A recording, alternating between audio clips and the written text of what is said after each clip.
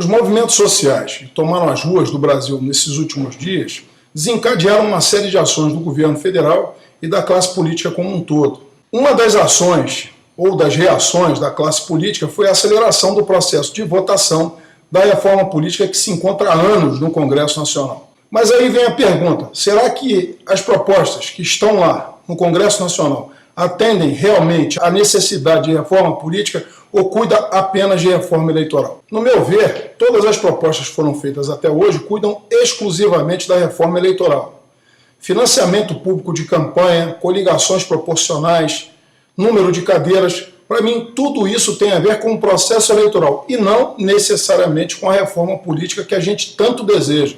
A reforma política que nós queremos, ela vai muito além de um processo simples de eleição, da escolha simples dos nossos representantes políticos.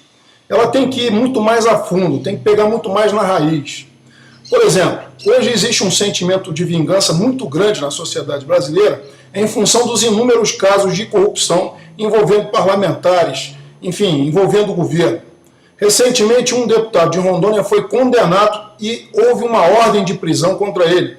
Mesmo assim, a Câmara dos Deputados tem que julgá-lo para ver se caça o seu mandato ou se não caça o seu mandato. Eu entendo que uma das reformas necessárias seria a aceleração do processo de votação de julgamento dos casos de corrupção e também tirar do Congresso Nacional a competência pelo julgamento político em casos extremos como o julgamento por corrupção. Veja, por exemplo, o caso dos mensaleiros, daqueles que foram condenados pelo Supremo Tribunal Federal por formação de quadrilha, desvio de recursos públicos pelo mensalão chamado Mensalão do PT. Ainda exercem mandatos na Câmara dos Deputados. Alguns deputados ainda estão lá exercendo o mandato. Por quê?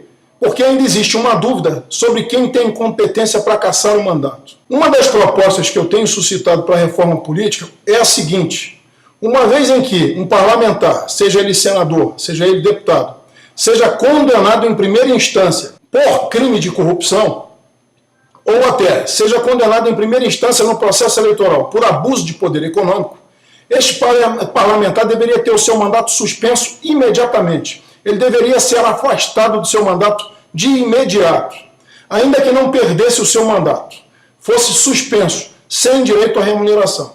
E se essa sentença for confirmada em segundo grau ou transitar em julgado, aí sim ele seria cassado terminantemente. Mas não é só isso. Os efeitos da condenação deveriam ser mais longos. Um deputado, um senador, um parlamentar, enfim, condenado por crime de corrupção, deveria ser inelegível por 10 anos a partir do momento em que devolvesse aos cofres públicos todos os valores que foram roubados, corrigidos, evidentemente. Então, a partir do momento em que for condenado, será suspenso do seu mandato. Decisão transitada em julgado ou confirmada em segundo grau, o parlamentar deveria ter o mandato cassado.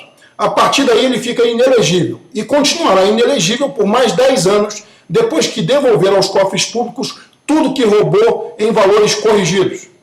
Uma outra questão é o candidato condenado por abuso de poder econômico, aquele que compra voto, aquele que dispensa dinheiro em troca de votos, que troca voto por cesta básica ou por qualquer benefício ruim para a sociedade.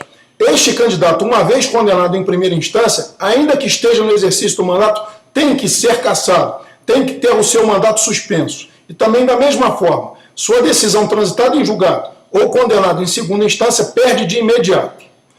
E depois disso, só voltará a ser elegível depois de 10 anos e só depois que devolver aos cofres públicos uma multa correspondente exatamente a 10 vezes o valor da sua campanha. O que ele gastou na sua campanha, independente se foi aquele destinado para compra de cestas básicas ou para compra de votos, o que ele gastou em sua campanha seria majorado em 10 vezes, que valeria como multa e ressarcimento ao prejuízo do povo brasileiro.